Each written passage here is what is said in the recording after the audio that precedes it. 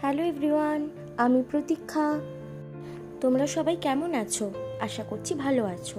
আমিও কিন্তু ভালোই আছি। বেশ কিছুদিন আগে আমরা তাওবাও ইন্দো কোরিয়ান ক্যাফে নামে একটি ক্যাফেতে হাজির হয়েছিলাম, যেটা সোদপুরে অবস্থিত।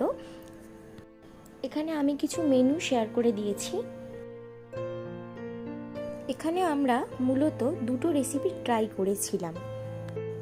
এটা হচ্ছে গংজাং, যার দাম হচ্ছে 320 টাকা।